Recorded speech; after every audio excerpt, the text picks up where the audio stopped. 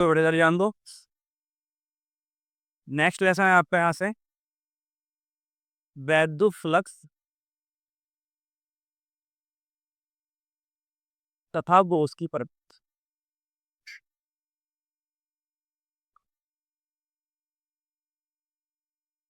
Important chapter आपका ये वाला वैद्युत फ्लक्स और बोस की पर में यहाँ दिखाई दे रहा। बढ़िया सुनो बड़ा ध्यान से। इसके अंदर वैद्युत फ्लक्स को पढ़ने के लिए आपको पहले कुछ अलग टर्म पढ़नी पड़ेगी। जैसे कि आपने अब तक पढ़ा होगा क्षेत्रफल के बारे में, सुना बेटा इसके बारे में। बट इस चैप्टर पढ़ोगे आप क्षेत्रफल वेक्टर के बारे में, इसे बोलते हैं एरिया वेक्टर। यानी अब तक जो आपने पढ़ा होगा, जो पढ़ते आए हो आप आज तक, आपने क्षेत्रफल पढ़ा हुआ है अदिश राशि के रूप में। लेकिन यहाँ पढ़ोगे क्षेत्रफल अदिश राशि ना होकर कैसी राशि होता है, सदिश राशि होता है। तब इसका नाम होता है क्षेत्रफल वेक्टर। ये बताना क्यों जरूरी है, क्योंकि जितने भी आप इसमें डेरिवेशन प्रूव करोगे उसमें आपको क्षेत्रफल वेक्टर फॉर्म में लेना है। किसमें लेना होगा? क्षेत्रफल वेक्टर फॉर्म में। तो क्षेत्रफल को वेक्टर फॉर्म में लेने के लिए यहाँ पर आपको पढ़ना पड़ेगा क्षेत्रफल वेक्टर के बारे में कि क्षेत्रफल जो हमारी वो अदिश राशि ना हो, कैसी राशि हमारी सदिश राशि है। जब सदिश राशि है तो कोई ना कोई दिशा होती होगी इसकी यहाँ से। अब दिशा कैसे निकालोगे? बस दो सारा खेल वही है आपका। सुनना बेटा ध्यान से। दिशा कैसे निकालनी है आपको? जो भी सरफेस आपके पास अवेलेबल है, जो भी सरफेस है हमारे पास, उस सरफेस पर आप परपेंडिकुलर ड्रॉ कर दो। क्या ड्रॉ करेंगे? परपेंडिकुलर। परपेंडिकुलर जानता, अभिलंब, लंब डाल देते हैं उस पर। उसके सरफेस पर लंब डाल दो आप। जो भी आपकी अभिलंब की दिशा होगी वही दिशा किसकी होती है? हमारी क्षेत्रफल वेक्टर की दिशा होती है। क्या बताया आपको यहाँ से? जो भी सरफेस होगा आपका, उस सरफेस पर क्या ड्रॉ कर दो आप? अभिलंब ड्रॉ कर दो, लंब डाल दो आप। तो ये दिशा होगी आपकी, वही दिशा किसकी होगी? हमारी क्षेत्रफल वेक्टर की दिशा होगी। जैसे कि एग्जाम्पल बात कर लेते हैं। देखो क्षेत्रफल वेक्टर ड्रॉ करने के लिए डायग्राम होता है हमारे पास 2D और 3D। दो तरह के डायग्राम होते हैं। 2D के जो डायरेक्शन आती है वो दो दिशा निकल के आती हैं, और 3D में केवल आपकी एक ही दिशा निकल के आती है। इसका मतलब क्या हुआ? जैसे कि मान लो हमारे पास बेटा ये हमने एक वेक्टर फॉर्म बना लिया है। ये है एक्स एक्सिस, ये है वाई एक्सिस, और ये आपका जेड एक्सिस। इसमें हमने एक आयत लिया। क्या लिया है? आयत, या एक स्क्वायर लिया, वर्ग लिया। इस वर्ग की जो प्रत्येक भुजा है, इसको मैं नाम दिया ए, बी, सी और डी। इसकी बेटा प्रत्येक भुजा आपकी ए है। अगर इसकी ये भुजा ए है तो ये भी ए होगी, ये भी ए होगी, और ये भी ए होगी यहाँ से। अगर मैं आपसे पूछूं इसका एरिया कितना आएगा, इसका क्षेत्रफल कितना आएगा, तो क्षेत्रफल का फॉर्मूला क्या होता है पता होगा आपको? क्षेत्रफल होता है इसका आयत का लंबाई गुना चौड़ाई। लंबाई की बात करते हैं बीसी, गुना चौड़ाई की बात करते हैं सीडी। तो जब वेक्टर फॉर्म में लिखोगे आप इसको, तो वेक्टर में लिखने का तरीका होता है बीसी वेक्टर क्रॉस आपका सीडी वेक्टर। वैल्यू की बात करते हैं, अगर ये भुजा बेटा ए है इसकी, तो सीडी भुजा भी क्या होगी? इसकी ए होगी। ए इंटू ए क्या बन जाएगा आपका? ए स्क्वायर, जो कि आप पढ़ते आए हो आज तक। भाई अगर हमारे पास वर्ग है, वर्ग का क्षेत्रफल कैसे निकालते हो आप? भुजा का स्क्वायर कर देते हैं। लेकिन अगर इसकी दिशा की बात करते हैं, ये क्षेत्रफल वेक्टर पढ़ोगे आप यहाँ पर, इसकी दिशा किस साइड में है? तो दिशा का मतलब होता है जो भी इसका परिणामी होगा, रिजल्टेंट होगा, वो हमेशा इसके भी परपेंडिकुलर जाना चाहिए आपका, इस अक्ष के भी, और इसकी भी परपेंडिकुलर जाना चाहिए आपका। ये देखो आप, ये आयत कौन कौन से अक्ष के बीच रखा है? ये रखा है कहाँ पर? एक्स और वाई प्लेन में रखा है। जब ये एक्स और वाई प्लेन में रखा है आपका, तो जेड कैसा होगा? लंबवत होगा। भाई वेक्टर में तो पता ही होगा आपको कि हर किसी एंगल के बीच जो अक्ष एक्सिस है, हर किसी एक्सिस के बीच का एंगल कितना होता है आपका? 90 डिग्री होता है। ये एंगल 90, तो ये भी कितना होगा बेटा? 90। और ये भी कितना होगा आपका? 90। तो जो परिणामी होता है हमेशा, वो दोनों वेक्टर के परपेंडिकुलर होना चाहिए आपका। दिख रहा होगा जेड अक्ष जो है आपका, वो इसकी भी परपेंडिकुलर है, और इसके भी कैसा है? हमारा परपेंडिकुलर है। इसका मतलब जो इसकी दिशा होगी वो कौन से एक्स पर जाएगी? आपकी जेड पर। और जेड पर पता होगा कौन काम करता है आपका? जेड पर काम करता है आपका के कैप। पता है ना इतना? यहाँ से वाई पर काम करता है आपको कौन सा? जे कैप। और आई कैप पर काम करता है आपका आई कैप। तो जो इसकी दिशा होगी वो ए स्क्वायर, या तो आप प्लस का के कैप कह सकते हो उसको, या ये ना कहकर क्षेत्र सेम आपका ए स्क्वायर ही रहेगा, या इसकी दिशा आपकी माइनस के कैप भी हो सकती है। तो जो इसकी दिशाएं होती है वो दो दिशाएं हो सकती है, या तो प्लस के कैप होगी, या कैसी होगी? माइनस के कैप होगी। इतनी बात समझ आई सभी को यहाँ से? ऐसा नहीं है यही कंपलसरी है आपका यहाँ से। सपोज करो हमारे पास की सर्कल है, सर्कल का मतलब वृत्त है हमारा, वो वृत्त का क्या निकलता है बेटा? क्षेत्रफल निकलता है। अगर कोई वृत्त हो, लेकिन वो वृत्त सपोज करो वो हमारा स्थित है आपका इस एक्स पीरियड के अंदर, और इस वृत्त की रेडियस, जो रेडियस है बेटा होने वाली कैपिटल आर। एक सर्कल लिया, सर्कल रेडियस कितनी हमारे पास? आर है। अगर मैं इसका क्षेत्रफल पूछूं आपसे, आपका जवाब होगा भाई सर्कल का जो क्षेत्रफल होता है वो तो क्या होता है हमारा पाई आर स्क्वायर होता है। ये तो हो गया मान की बात, लेकिन दिशा भी तो निकालनी है इसकी। तो दिशा कैसे निकालते हैं, ये देखो कहाँ कहाँ रखा हुआ है। इस बार रखा हुआ है एक्स और जेड जेड के बीच में, एक्स और जेड के बीच रखा हुआ है, तो इसको मतलब जो इसके लंबवत एक्सिस होगा वो कौन सा होगा हमारा वाई होगा। तो वाई पर कौन काम करता है हमारा जे क्या, इसकी दिशा होगी पाई आर स्क्वायर प्लस के जे क्या, या इसका उल्टा कह सकते हो आप यहाँ से पाई आर स्क्वायर और साथ साथ माइनस के जे क्या। इस तरह से हम 2D की दिशा निकाल देते हैं। 2D का मतलब ये होता है ओपन सरफेस होता है वो तो। भाई अगर हमारे पास कोई प्लेन है तो उस प्लेन पर आप 10 भी लंब डाल सकते हो और इसके ऊपर इस तरह से लंब डाल सकते हो। एक होती है पॉजिटिव साइड और एक होती है आपकी नेगेटिव साइड। इसमें यहाँ पर दो दिशा निकलते हैं। इतनी बात समझ आई यहाँ से आप। लेकिन हमें जो यूज करना है मेन अपना वो करना है 3D के लिए, और मैक्सिमम आपके 2 से 3 डायग्राम समझने केवल आप सुनना बड़ा ध्यान से। 3D के अंदर शेपफुल वेक्टर की केवल एक ही दिशा होती है। जैसे कि हमारे पास तो सपोज तो सिलेंडर है, सिलेंडर के दो पृष्ठ होते हैं बेटा यहाँ से। एक होता है ये वाला पृष्ठ यहाँ से, इसको बोलते हैं वृत्तीय पृष्ठ। ये वाला पृष्ठ भी कौन सा होगा हमारा वृत्तीय पृष्ठ होगा। और जो इसके आसपास दिख रहा है ये वाला जो पृष्ठ है आपका ये वाला, इसे क्या बोलते हैं, इसका वक्र पृष्ठ बोलते हैं। सिलेंडर समझ देखा होगा जनरल यहाँ से। भाई सिलेंडर क्या होता है, गोल होता है बिल्कुल सेम यहाँ से। तो जो गोलाई वाला हिस्सा होता है वो क्या बन जाता है उसका वक्र पृष्ठ, और जो आपका सर्कल वाला हिस्सा होता है उसे क्या बोलते हैं उसका वृत्तीय पृष्ठ यहाँ से। जैसे मान लो भाई ताकि पेज है, इस पेज को सिलेंडर बनाया हमने यहाँ से। अब इस सिलेंडर का जो गोल वाला हिस्सा गोलाई वाला हिस्सा दिखाई दे रहा है आपको ये वाला, इसको क्या बोलेंगे हम, इसका वृत्त पृष्ठ बोलेंगे, वक्र पृष्ठ बोलेंगे सॉरी। अगर इसको आप ऊपर से झांक के देखोगे ऐसे तो ये आपको सर्कल बना दिखाई देगा। नीचे से देखोगे आप इसको यहाँ से तो ये भी सर्कल बना दिखाई देगा आपको। तो ये सर्कल वाला हिस्सा जो ऐसे बोलते हैं वृत्तीय पृष्ठ, और जो ये गोल वाला हिस्सा है गोलाई वाला जो हिस्सा है इसको क्या बोलेंगे हम, इसका वक्र पृष्ठ बोलेंगे। अगर मैं पूछूं आपसे पहली चीज कि इसके वक्र पृष्ठ पर लंब डालना है आपको, तो ये बताओ जो इसका वक्र पृष्ठ ये हिस्सा है इसे वाला यहाँ से, क्या आप इस पर ऊपर से लंब डाल सकते हो। ऊपर से जो लंब डलेगा आपका यहाँ से वो ऊपर से जो परपेंडिकुलर होगा वो वृत्तीय पृष्ठ पर होगा केवल, इस वक्र पृष्ठ पर तो होगा नहीं यहाँ से। तो इस वक्र पृष्ठ पर अभिलंब डालने के लिए आपको इस साइड से ड्रॉ करना पड़ेगा। इसका मतलब इस साइड पर अगर आप अभिलंब ड्रॉ करोगे बेटा यहाँ से तो एरिया वेक्टर दिशा जो होगी कुछ ऐसे होगी बाहर की। क्लियर यहाँ से। अगर मुझसे आपको इस वाले हिस्से पर परपेंडिकुलर ड्रॉ करना है इसके यहाँ से तो वही कहानी रिपीट होगी आपकी। इस पर जो परपेंडिकुलर ड्रॉ कर सकते हो आप वो ऐसे कर सकते हैं इस डायरेक्शन पे यहाँ से। बात करें इसके ऊपरी हिस्से की यानी इसकी सर्कल सर्कुलर हिस्से की वृत्तीय पृष्ठ की यहाँ से, इस वृत्तीय पृष्ठ पर लंब कैसे डाल सकते हो बताओ आप, ऊपर से ड्रॉ कर सकते हैं इस पर तो यहाँ से। इस पर जो बेटा एरिया वेक्टर होगा हमारा उसकी दिशा आपकी ये वाली होगी इस बार। सेम नीचे वाले हिस्से की बात करते हैं वृत्तीय पृष्ठ की यहाँ से, इस पर जो आपका क्षेत्रफल वेक्टर दिशा होगी वो कैसे होगी आपके नीचे की ओर ऐसे होगी। तो ये आपको यूज करना है क्वेश्चन के अंदर भी यहाँ से। अगर बेलन हमारे पास हुआ तो बेलन के दो पृष्ठ मिलेंगे आपको, एक मिलता है कौन सा पृष्ठ आपका वृत्तीय पृष्ठ, एक कौन सा पृष्ठ होता है हमारा वक्र पृष्ठ होता है। तो वक्र पृष्ठ पर इस तरह से अभिलंब डाला जाता है। जो अभिलंब की दिशा होगी आपकी वही दिशा किसकी होती है हमारी क्षेत्रफल वेक्टर की दिशा होती है। वृत्तीय पृष्ठ पर आप ऊपर से लंब डाल सकते हो यहाँ से, तो ये दिशा दिख रही है आपको यहाँ से, ये क्षेत्रफल वेक्टर की दिशा होती है। इतनी बात समझ रहे हैं यहाँ से। अगर नेक्स्ट डायग्राम की बात करते हैं, 3D डायग्राम का पहला पार्ट हो गया आपके यहाँ से। नेक्स्ट होता है बेटा फिर गोला, स्फेयर बोल देते हैं इसको आप। अगर मान लो हमारे पास स्फेयर है गोला है यहाँ से, इस गोले पर आपको अभिलंब डालना है। इस पर अभिलंब कैसे डालोगे आप यहाँ से, कोई ना कोई सेंटर रहा होगा इसमें यहाँ, इस सेंटर को पास करती बेटा जो लाइन बाहर जाती है वाली यहाँ से, ये इस पर अभिलंब है, यानी यही आपकी एरिया वेक्टर बन जाएगा। अकेला ये नहीं बनेगा, एक ही ऐसा नहीं कि एक ही वेक्टर ड्रॉ कर सकते हो आप इस पर, जो भी लाइन इसके सेंटर को पास करते हुए बाहर निकल जाएगी वो इस पर क्या होगा आपका अभिलंब ही होगा। अगर यहाँ ड्रॉ करना आपको तो ये सारे इस पर अभिलंब है यानी परपेंडिकुलर होंगे यहाँ से। तो जो भी लाइन सेंटर को पास करते हुए बाहर निकल जाती है वो सारे क्या होंगे इस पर ये अभिलंब होंगे। तो जब आप किसी गोले पर अभिलंब डालोगे यहाँ से तो वो लाइन आपकी कहाँ से पास होनी चाहिए, आपकी सेंटर से पास होनी चाहिए। तो जो लाइन सेंटर से पास होगी वो क्या होगा आपका अभिलंब। इतनी बातें क्लियर समझ आई यहाँ से। चलो अब बात करते हैं टॉपिक की आपकी यहाँ से मेन जो आपका टॉपिक है वैदिक फ्लक्स। तो इतना ध्यान रखना बेटा यहाँ से। क्या बताया अभी आपको यहाँ से, क्षेत्रफल के अंदर इस चैप्टर में जो पढ़ना है आपको वो क्षेत्रफल कैसी राशि है आपकी सदिश राशि है। जब सदिश राशि है तो कोई ना कोई क्या होगी इसकी दिशा होगी। दिशा कैसे निकालती है इसकी, जो भी सरफेस है उस सरफेस पर क्या ड्रॉ करते हैं अभिलंब ड्रॉ करते हैं। जो अभिलंब की दिशा होगी वही दिशा किसकी होगी हमारी क्षेत्रफल वेक्टर की दिशा होगी।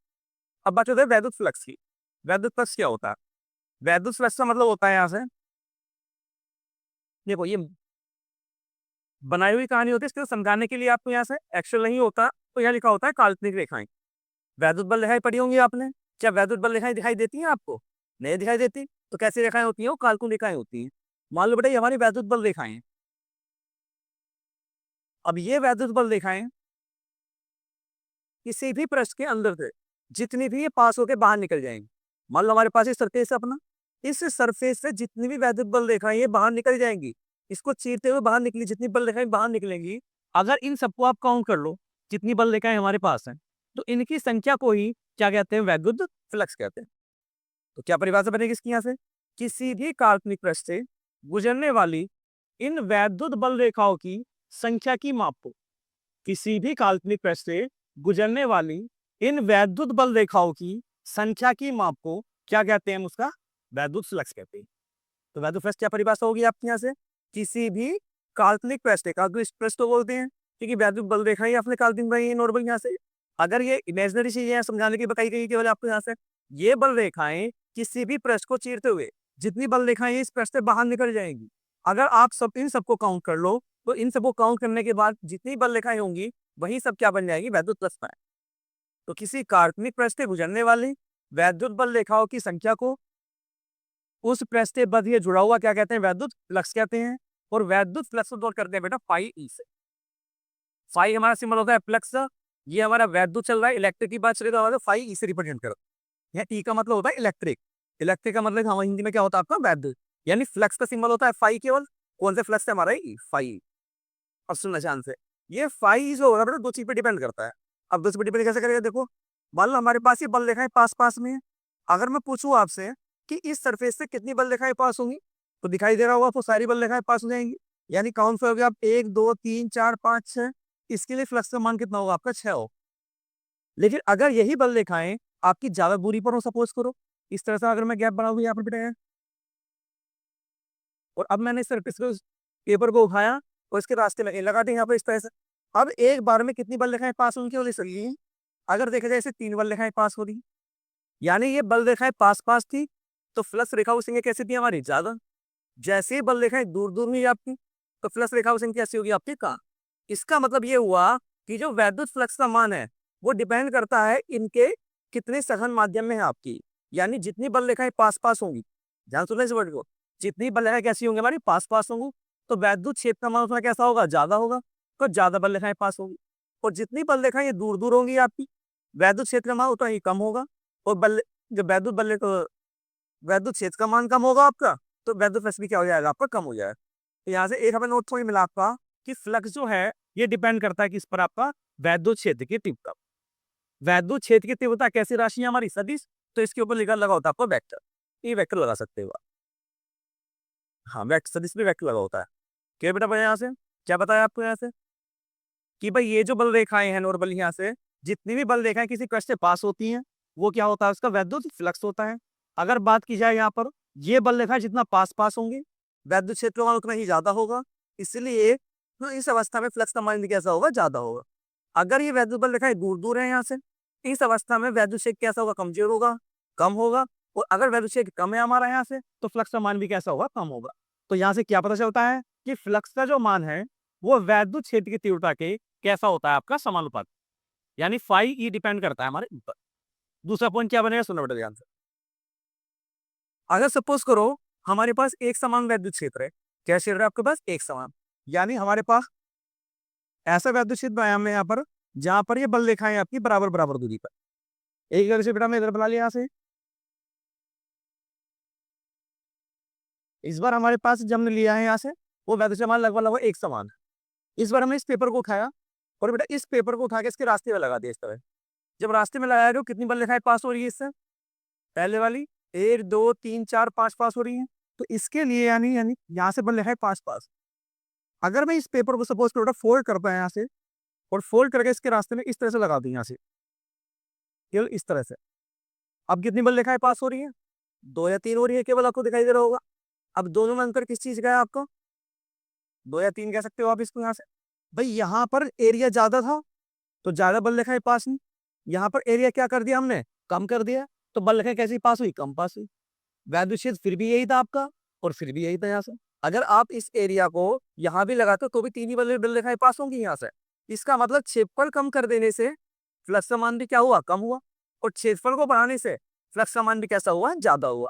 तो सेकंड पॉइंट बनता है यहाँ से कि जो आपका वैद्युत फ्लक्स है बेटा यहाँ से, वो अनुक्रमानुपाती होता है क्षेत्रफल से। और अभी पढ़ रहे हो आप इस चैप्टर में क्षेत्रफल कैसी राशि है, यहाँ पर सदिश, तो क्षेत्रफल के ऊपर ही वेक्टर आएगा, तो ये डिपेंड करेगा आपका एरिया वेक्टर। तो फ्लक्स का मान दो चीज पर निर्भर करता है आपका, किस किस पर, आपका वैद्युत क्षेत्र की तीव्रता पर और साथ साथ क्षेत्रफल वेक्टर। अगर दोनों राशि को आप एक साथ मिला दोगे, क्या लिख सकते हैं इसको, फाई ई प्रोपोर्शनल, ये बन जाएगा ई वेक्टर डॉट ए वेक्टर। जब सिंबल आता है तो कांस्टेंट आता है के की वैल्यू यहाँ पर 1 ही होती है, तो फाई ई बराबर हमारा डायरेक्ट फॉर्मूला बनता है हमारे पास ई वेक्टर और साथ साथ में क्या हमारा बेटा डॉट ए वेक्टर। तो यानी यहीं से आपका फॉर्मूला तैयार हो गया आपका वैद्युत फ्लक्स का। लेकिन ये तभी काम करेगा जब वैद्युत क्षेत्र कैसा होगा हमारा, एक समान। अगर वैद्युत क्षेत्र एक समान नहीं है तब आपको अलग अलग एरिया वेक्टर निकालने पड़ेंगे उसके, तब उसके लिए आपको इसका इंटीग्रेशन करना होता है। ठीक है, तो जनरल फॉर्मूला बना phi E is equal to E vector dot A vector. अगर E vector dot A vector को सोल्व करते हो आप 11th क्लास के हिसाब से, याद करो 11 में पढ़ा होगा आपने वेक्टर्स के बारे में, ए वेक्टर डॉट बी वेक्टर बराबर होता था हमारा ए बी और साथ साथ हमारा कोस थीटा। थीटा क्या होता था यहाँ पर, angle between A vector and B vector, यानी ए वेक्टर और बी वेक्टर के बीच बना कोण। सेम यहाँ पर ए की जगह काम कर रहा था ये ई वेक्टर, और बी की जगह काम कर रहा कौन सा, ए वेक्टर। जब आप इसको इसके हिसाब से ओपन करोगे तो बेटा फ्लक्स का मान निकल के आएगा आपका साथ साथ ई ए और साथ साथ हमारा कोस थीटा। यहाँ पर थीटा जो होगा वो एंगल होगा बिटवीन किसके, हमारे क्षेत्रफल वेक्टर और वैद्युत क्षेत्र की तीव्रता के। यानी थीटा जो है यहाँ पर वो क्षेत्रफल वेक्टर और वैद्युत क्षेत्र की तीव्रता के बीच बना कोण। तो दो फॉर्मूले तैयार हुए हमारे यहाँ से, एक phi is equal to E vector dot A vector, एक बन गया हमारा ई ए कोस थीटा। अब यहाँ दो तरह के क्वेश्चन मिलते हैं आपके। अगर ई ए और थीटा का मान न्यूमेरिकल देगा आपको, इस मान उसने कहा वैद्युत क्षेत्र की तीव्रता का मान आपका 10 न्यूटन पर कूलम है, क्षेत्रफल वेक्टर आपका 100 मीटर स्क्वायर है, इनके बीच बना कोण 60 डिग्री है, तो फ्लक्स फाइंड करो, तो सिंपल वैल्यू पुट कर देंगे केवल आपको यहाँ से। लेकिन मेन क्वेश्चन बनते हैं इसमें वैक्टर्स वाले, वैक्टर वाले वही कहानी 11th वाली चलेगी आपकी यहाँ से। ई का मान बेटा वैक्टर फॉर्म में होगा आपका, एरिया का वेक्टर का मान भी आपका वेक्टर फॉर्म में होगा, तब जाके आपको फ्लक्स फाइंड करना पड़ेगा। जैसा कि मान लो मैं कह दूं यहाँ पर कि एक स्थैतिक वैद्युत क्षेत्र का मान हमारे पास 2i कैप प्लस के tan j कैप माइनस के 5k कैप, और क्षेत्रफल वेक्टर जो है इसका एरिया वेक्टर वो है आपका 4j कैप। तो आपको बताना है इससे बाहर कितना फ्लक्स गुजरेगा, यानी फ्लक्स का मान बताना। जब फ्लक्स बताना है तो यानी फाई ई निकालना है आपको। फाई ई का फॉर्मूला क्या है हमारे पास, E vector dot A vector. याद आपको ए डॉट भी कैसे निकालते थे आप, कैसे निकालते थे, इंटू करके आपस में आई वाले कोफिशिएंट की मल्टीप्लाई करते थे आई वाले के साथ, जे वाले की मल्टीप्लाई करते थे जे वाले के साथ, और के वाले की मल्टीप्लाई करते थे के वाले के साथ। क्या यहाँ पर आई दिखाई दे रहा है आपको, तो यहाँ पर आई जीरो बन जाएगा। भाई अगर आई नहीं है यहाँ पर तो जीरो आई क्या लिखना पड़ेगा, 2 × 0 करेंगे कितना आएगा आपका, जीरो। सेम यहाँ क्या आपको के दिखाई दे रहा है, तो के की मल्टीप्लाई के में करेंगे वो भी कितना बन जाएगा आपका, जीरो। तो केवल यहाँ पर जब जे है आपका तो जे के कोफिशिएंट की मल्टीप्लाई किसके साथ कर दो आप, जे के कोफिशिएंट के साथ कर दो। यहाँ पर जे का कोफिशिएंट कितना हमारा 10, यहाँ कितना जे का कोफिशिएंट आपका 4, तो 10 × 4 करके कितना आपका 40 आ गया। ठीक है, जे नहीं आता, जे इंटू जे कितना हो जाता है आपका 1 हो जाता है। जब सेम वेक्टर की सेम वेक्टर में दो होती है तो कितना हो जाएगा हमारा 1। तो केवल कोफिशिएंट की कोफिशिएंट में मल्टीप्लाई करनी होती है, यानी जे वाले गुणांक की मल्टीप्लाई केवल जे वाले गुणांक के साथ करनी होती है। ठीक है, जे इंटू जे 1 हो जाता है, जब इसकी मल्टीप्लाई जे की गुणा जे में की होगी तो कितना हो गया होगा, 1 हो गया होगा यहाँ से। ठीक, बात करते हैं इसकी यूनिट की, यूनिट बेटा ऐसे निकाल देना इसका मात्रक हो जाना। मात्रक की बात करेंगे, ई का हमारा तीव्रता है, तीव्रता का मात्रक क्या होता है, न्यूटन पर कूलम। ई का फॉर्मूला याद है ना, एफ अपॉन क्यू से, तो मात्रक हुआ न्यूटन पर कूलम। ए क्या हमारा क्षेत्रफल, क्षेत्रफल का मात्रक क्या होता है हमारा मीटर स्क्वायर, तो फाइनली इसका मात्रक बनता है आपका न्यूटन मीटर स्क्वायर अपॉन क्या हो गया आपको कूलम।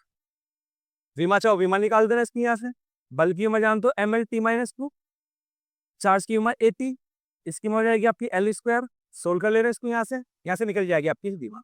और फ्लक्स डॉट को फॉलो कर रही है अगर, तो जितनी भी राशियां डॉट को फॉलो करती हैं वो सारी की सारी राशि कैसी राशि होती है हमारी, अदिश राशियां होती। ई भी सदिश राशि है, एरिया भी सदिश राशि है, लेकिन फ्लक्स जो है ये फॉलो करता है डॉट को, तो इसका मतलब डॉट को फॉलो करने वाली जितनी भी राशियां होती हैं वो कैसी राशि होती है हमारी, अदिश राशि। ठीक है, इसको नोट डाउन करो, क्वेश्चन बताते हैं। देखो बेटा, तो कैसे सॉल्व करेंगे इसको, यहाँ से आई वाले कोफिशिएंट में करेंगे आई वाले के साथ, 2 × 6 के पावर आपका 12, साथ साथ प्लस माइनस सिंबल कैसा आएगा, -2 × 1 करेंगे तो 2 आएगा, माइनस माइनस क्या हो जाएगा प्लस, 4 × 3 आपका 12, 12 - 2 तो 10 होगा आपका, 10 + 12 कितना होगा 22, बाकी यूनिट से आपके न्यूटन मीटर स्क्वायर अपॉन क्या आएगा कूलम। इस तरह का क्वेश्चन करने आपको फ्लक्स से इलेक्ट्रिक वाले क्वेश्चन।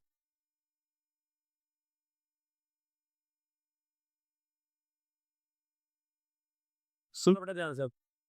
इसमें टॉपिक आता है आपका, इसके बाद नेक्स्ट आपका जो चैप्टर का नाम होगा गोष्ठी प्रमेय। गोष्ठी प्रमेय बोलते हैं बेटा इसको यहाँ से।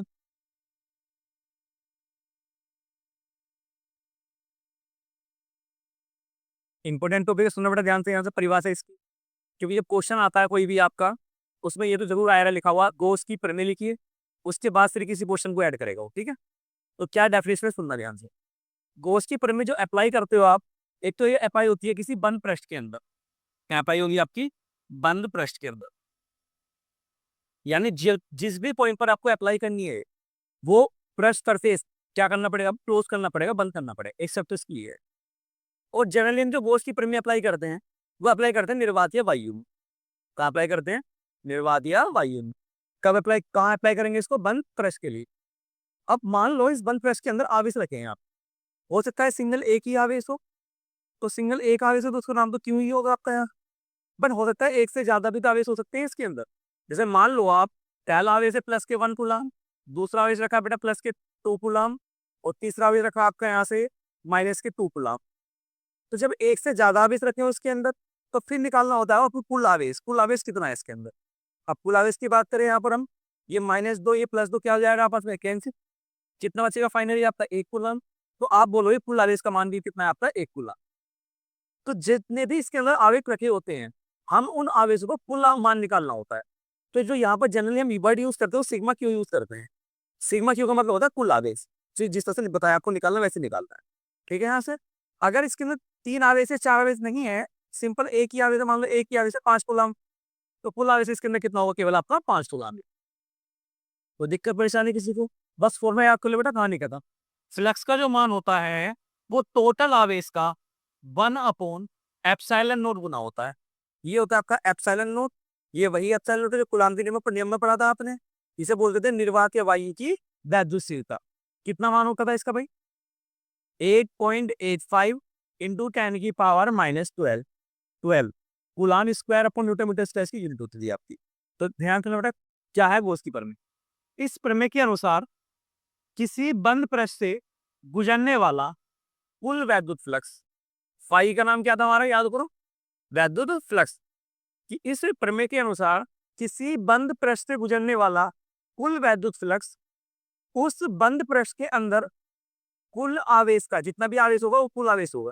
कुल आवेश को या तो क्यों कह दो आप इसको, या चाहो तो आप इसको सिग्मा क्यू भी लिख सकते हैं। तो सिग्मा क्यू लिखा हो आपका या क्यू लिखा हो, मतलब एक ही होता है, कुल आवेश की बात होगी जो भी अंदर आपका आवेश है। क्या बताया आपको, किसी बंद पृष्ठ से गुजरने वाला कुल वैद्युत फ्लक्स उस बंद पृष्ठ के द्वारा घिरे हुए कुल आवेश का 1/, कितने गुना, ε0 गुना होता है। यही क्या हमारे गोस की प्रमेय है, बस बात खत्म।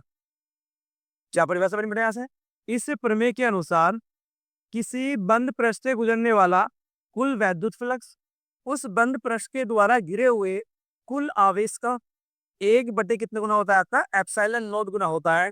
इसे क्या कहते हैं, गोस की प्रमेय कहते हैं। क्लियर पॉइंट यहाँ से ये वाला यहाँ से। तो ये मेरा आपकी गोस की प्रमेय, करो इसको नोट, बताओ।